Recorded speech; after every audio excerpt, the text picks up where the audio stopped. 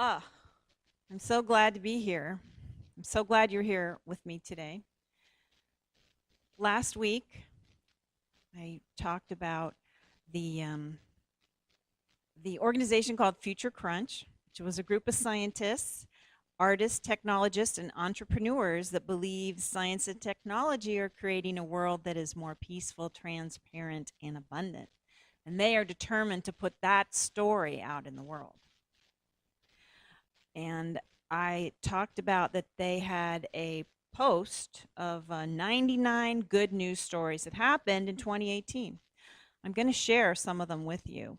The reason I love this site and the group of people so much is their mission is to stop the fear virus in its tracks.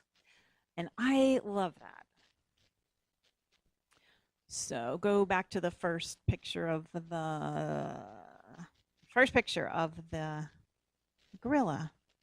There we go. All right.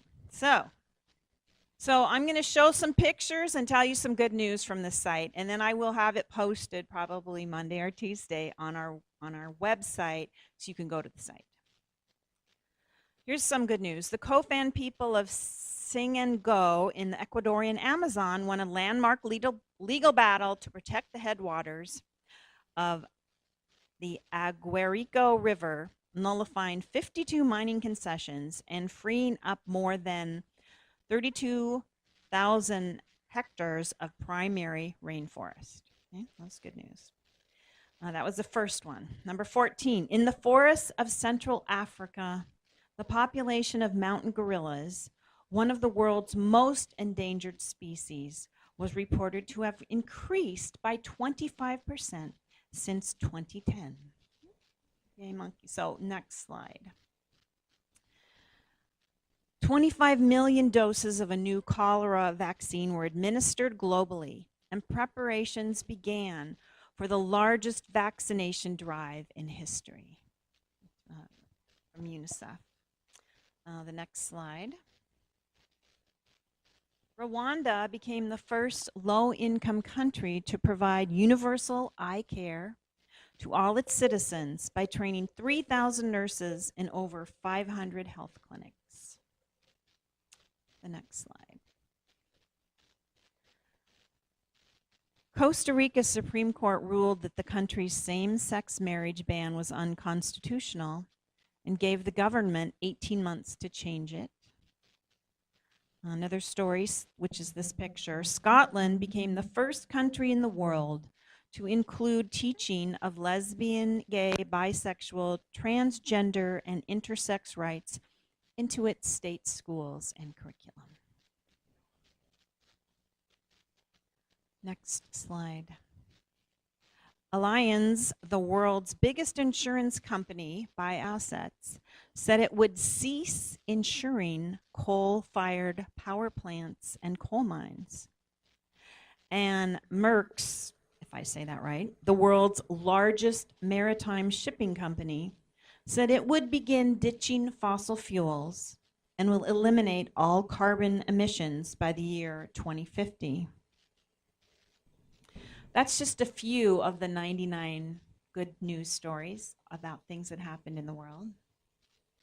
Now, here's what they said, and I said this last week, and I love this. If we want to change the story of the human race in the 21st century, we need to change the stories we tell ourselves.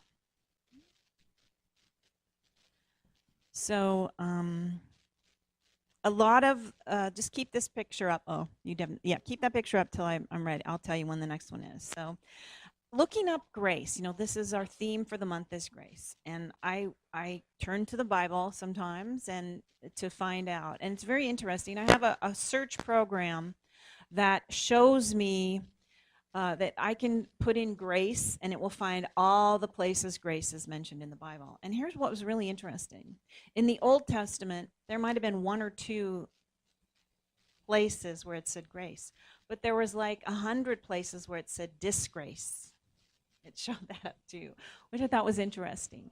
And that is like when I was a young little Catholic schoolgirl, that's one of the things they taught us, that the New Testament had the new lesson of love, and the Old Testament represented, among other things, a different kind of eye for an eye, tooth for a tooth thing. Now we know in my studies in seminary, it's a lot more complicated than that, and really all of the Bible is a collection of stories. Okay, just like a collection of stories that teach us about ourselves, and we can still learn many, many things from the Old Testament. But I thought that was pretty interesting. And let me just say, a lot of the word grace and most of the teaching about the idea of grace probably comes from Paul and his epistles and his teaching in the New Testament. Well, there's a lot of grace in the New Testament and other places. So this is what Paul wrote in Ephesians chapter 2. For by grace have been saved through faith. Oh, I think I left out a word. For by grace you have been saved through faith. And this is not your own doing. It is the gift of God, not a result of works, so that no one may boast. Now that's a very classic traditional Christian attitude, that God gives you grace and you just get it. In Unity and other New Thought kinds of teachings, we go even further than that. We say there is no original sin. We don't have to worry about it. That each one of us. So think about what the idea of grace is. Now I'm thinking about grace, and I immediately think about, is it like the Force as in Star Wars? No? Is it like that? And you all know what that is. Is it like the pink goo in Ghostbusters 2? In case you don't remember that. The pink goo is sort of a neutral, psychoactive stuff that would react to positive vibes and negative vibes. And in the end of that movie, which I probably watched 20 times, I don't know why, I just like it. The Statue of Liberty is all covered with pink goo, walking down the street, saving everybody, sing to a pretty upbeat song. Yeah? So is grace like that?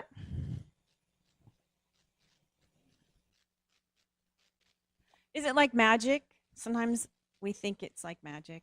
There's a lot of magic stories out there, Harry Potter. There's lots of magic stories. So we know what the idea of magic is. Is grace like magic? Does it just come out of the blue?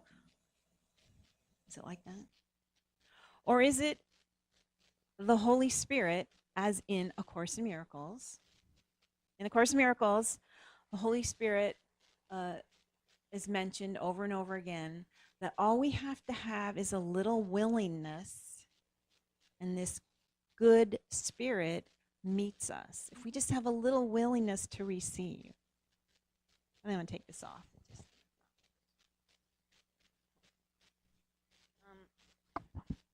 Okay, that's a beautiful, beautiful message in A Course in Miracles over and over again. Choosing love over fear, over and over again. Like that, that's the whole deal.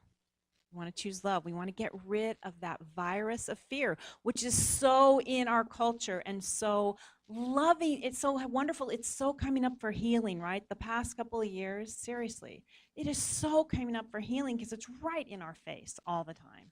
That's good. Or is grace your very own inherent goodness? Is it the same as spirit? Is it the same as pure source? What do you think it is?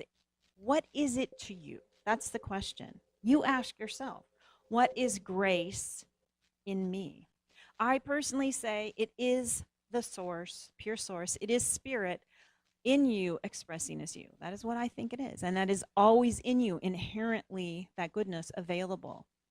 Even though I still have a picture from my Catholic upbringing of sunlight coming through the clouds, the sunlight coming through the clouds was always the symbol of God's grace. And that's okay too, because here's the deal. We get to have God in the whole continuum. We get to have God inside, God outside, God up in heaven, God in our fellow person, God in Jesus, God in Buddha. God gets to be everywhere that it helps us. Okay? Same as grace.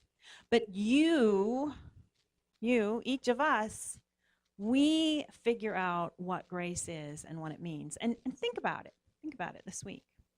Now, I say it is love instead of fear, and it is always reflected back to us in each other's eyes. That's how I feel grace over and over again. And I have some slides. Put the next slide up. Ah, this is the story. Okay, I had a lot of pictures of stories. So this is the stories we tell each other. Another story one. Do the next one. There's some people telling us stories of how we are. Next one. More stories of who we are. Another one.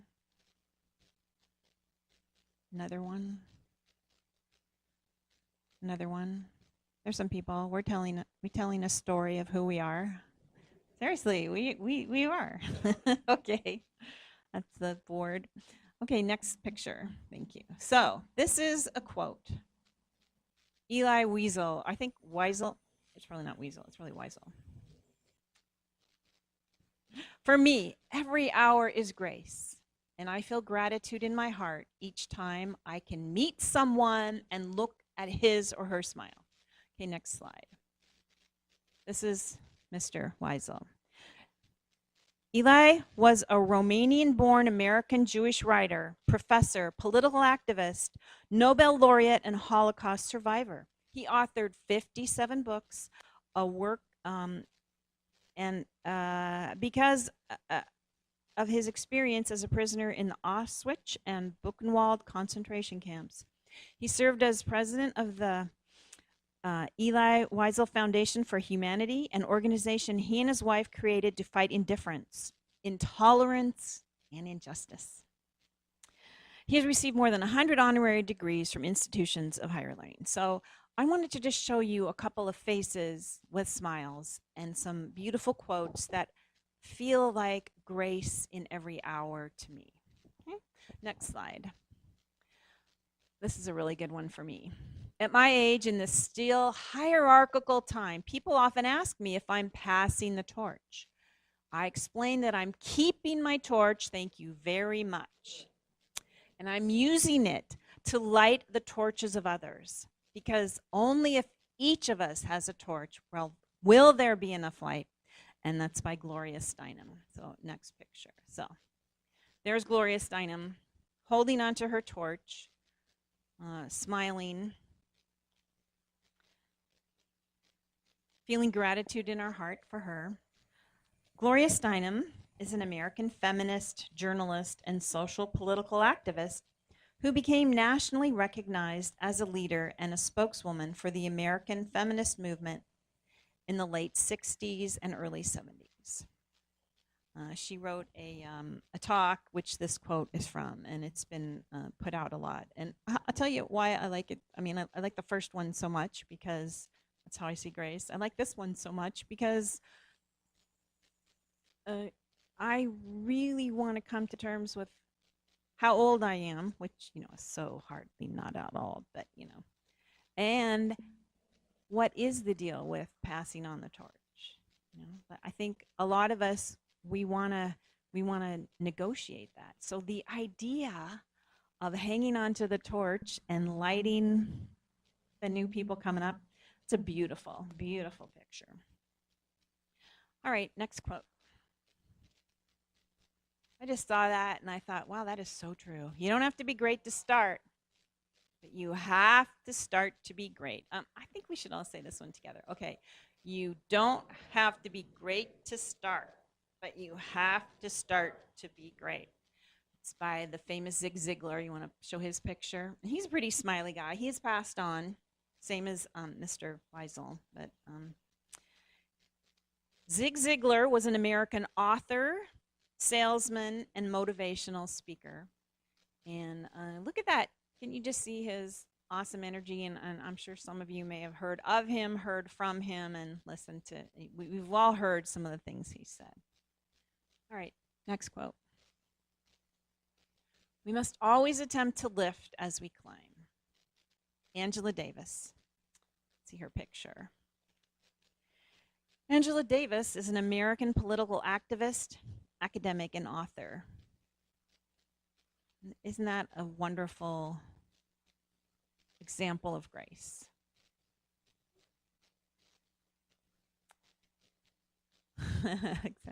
Next picture. All right.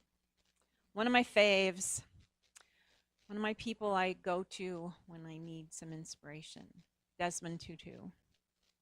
Do your little bit of good where you are. It's those little bits of good put together that overwhelm the world. Another quote. Forgiveness says you are given another chance to make a new beginning. Any day, any moment, any second, all the time. Okay, let's see his picture.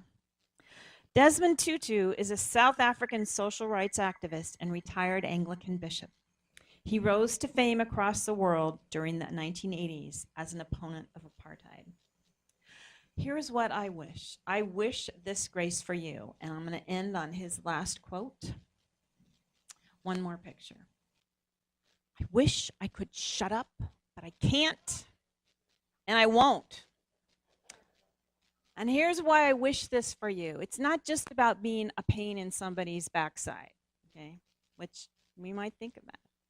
It's about that light that I talked about in meditation, the center of you that is grace, that is bursting to come out and to say who you are, to not shut up, whether you're talking, whether you're writing, whether you're shoveling snow, like some kids shoveled the snow on my path this morning, whether you're extending hands, whether you're feeding the hungry, whether you're playing drums, singing music, however you're connecting to people, whether you're knitting scarves, whether you're, what are the millions of ways you connect, whether you're making coffee, whether you're showing up, whether you're making pyramid events for people to sit under and just like get blown away by the amazingness of that, whether you're singing in the choir, whether you're making cookies and giving them to your minister.